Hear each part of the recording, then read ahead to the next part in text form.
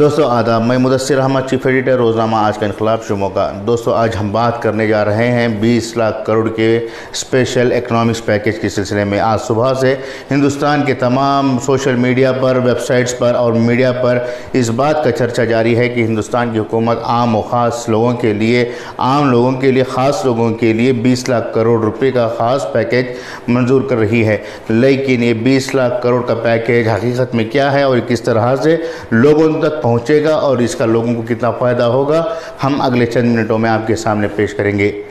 दोस्तों दरअसल 20 लाख करोड़ का जो पैकेज आज वज़ीर मालियात यानी फाइनेंस मिनिस्टर निर्मला सीतारमण ने पेश किया है, ये हकीकत में मुंगेरी लाल के हसीन सपनों के अलावा कुछ नहीं है।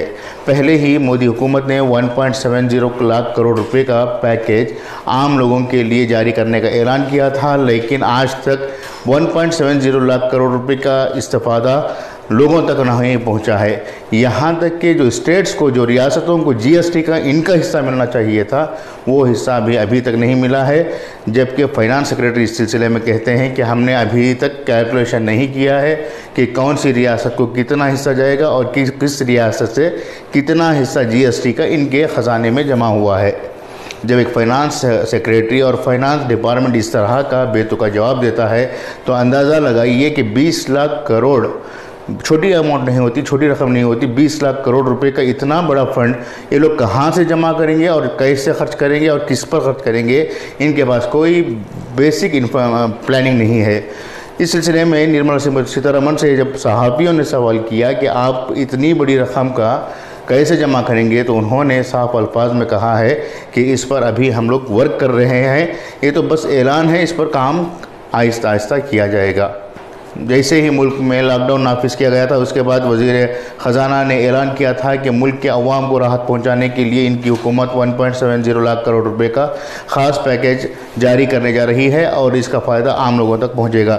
लेकिन ये 1.70 लाख करोड़ का पैकेज अभी पूरी तरह से आम लोगों तक नहीं पहुँचा है। ना तो इससे फाइनेंशियल सेक्टर फ़ायदा उठा चुके हैं, ना ही इंडस्ट्रियल इससे कुछ फ़ायदा हासिल कर चुके हैं। बावजूद इसके 1.70 लाख करोड़ रुपए का जो पैकेज है, इस पर अभी तक कोई तबसरा नहीं किया गया। इसके कुछ ही दिन बाद आरबीआई ने अपनी जानिब से 8 लाख करोड़ रुपए का पैकेज ऐलान किया था। ये जुमला मिलाकर 10 लाख करोड़ रुपए, जो 10 लाख करोड़ रुपए हैं, मरकज़ी हुकूमत के खाते में आ चुके हैं।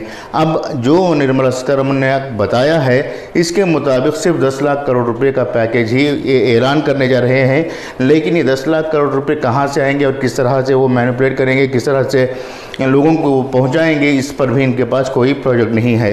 हालांकि मोदी जी का ये ख्वाब है कि 2024 तक जो है हिंदुस्तान की मईशत, हिंदुस्तान की फाइनेंशियल कंडीशन और जीडीपी 5 ट्रिलियन तक पहुंच जाए। लेकिन अब जिन्होंने सीतारमण ने आज बताया है कि मुल्क की जुमला जो मईशत है, जो जीडीपी है, इसके मुताबिक इसका 10% हिस्सा ही वो आज के पैकेज में ऐलान करने जा रहे हैं। तो ज़ाहिर सी बात है कि अगर वो 10% जीडीपी का ऐलान कर रही हैं, यानी 20 लाख करोड़ का ऐलान करने जा रही हैं, तो इनके पास इनका जो फिलवक्त जीडीपी रेट है वो 2 ट्रिलियन डॉलर्स हैं। इसके बावजूद किस बुनियाद पर अपने आप को 3 ट्रिलियन डॉलर्स या फिर 5 ट्रिलियन डॉलर्स के ख्वाब देख रहे हैं, इसका अंदाज़ा लगाना बहुत मुश्किल हो रहा है। रही बात आम लोगों को सहूलत पहुंचाने की, जहां तक एमएसएमई जैसे लोन हैं, वो लोन आम लोगों को मिलना बहुत ही मुश्किल है। किसी भी बैंक में 25,000 रुपये तक का लोन देना भी आज के दौर में मुश्किल है। ऐसे हालात में 3 लाख रुपये का लोन बग़ैर किसी सिक्योरिटी के देना कहां तक पॉसिबल है, कहां तक मुमकिन है, ये सोचने का सवाल है।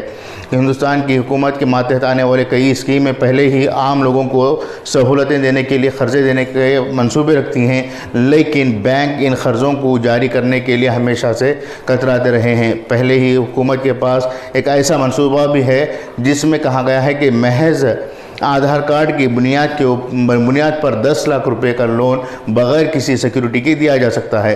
लेकिन आज तक इस लोन को ना तो आम लोगों तक पहुंचाया गया है, ना ही लोग इस सिलसिले में जानकारी रखते हैं। तो ऐसे में कैसे ये एमएसएमई लोन जो 3 लाख रुपए तक के लिए बनाया गया है, आम लोगों तक पहुंचेगा, ये सबसे बड़ा सवाल है।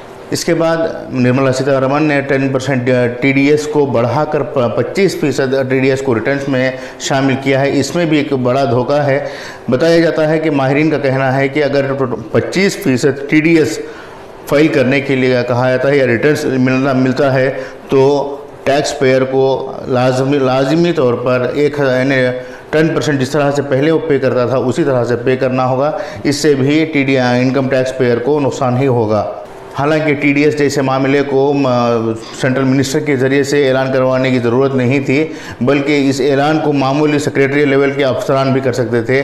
लेकिन निर्मला सीतारमण ने इसी मुद्दे को बड़ा बनाकर पेश करने की कोशिश की है। आखिर में एक अहम ऐलान ये भी रहा है कि EPF की रकम 3 महीनों तक हुकूमत की जानिब से अदा करने की बात कही जा रही है। लेकिन सवाल ये उठता है कि आखिर हुकूमत ये EPF की जो रकम है वो कहाँ से लाएगी, क्योंकि हुकूमत के पास पहले ही पैसे नहीं हैं, जिसकी वजह से वो BSNL जैसी बड़ी बड़ी कंपनियों को बेचकर प्राइवेट सेक्टर के हवाले कर रही है।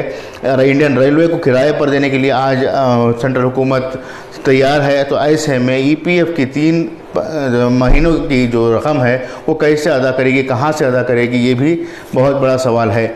जुमला तौर पर आज माहिरीन कह रहे हैं कि ये जो 20 लाख करोड़ का जो पैकेज है महज धोखा है, दिखावा है, इसके अलावा कुछ नहीं है। आम लोगों का जो सबसे बड़ा मसला था वो था माइग्रेंट लेबर का। माइग्रेंट लेबर का मसला हल नहीं हो रहा है। माइग्रेंट्स लेबर अब भी दूसरी जगह मुंतकिल होने जा रहे हैं। कई मज़दूर ऐलान कर रहे हैं कि हम दोबारा कभी अपने गाँव को छोड़कर, अपने इलाकों को छोड़कर दूसरे इलाकों में काम की तलाश में नहीं जाएंगे। अगर ऐसा होता है तो हिंदुस्तान खाना जंगी की तरफ दौड़ेगा। खाना जंगी हिंदुस्तान में आम हो जाएगी।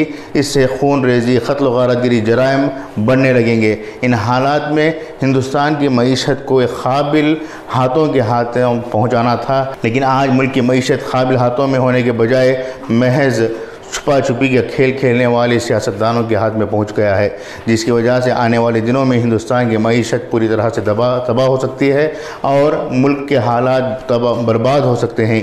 इन हालात में आम लोगों को चाहिए कि वो ख़ुद अपने आप को इन हालात से निपटने के लिए तैयार करें, अपने अखराजात में कटौती करें, सेविंग्स को बढ़ाएँ। अगर एक किया जाता है तभी जाकर वो कुछ सालों के लिए इत्मीनान की ज़िंदगी कर सकते हैं, वरना इनके लिए मुश्किल तरीन दिनों से गुजरना होगा। आज की बात में इतना ही। दोबारा नई बात के साथ हम आपके सामने पेश होंगे। तब तक के लिए इजाज़त दें। शुक्रिया।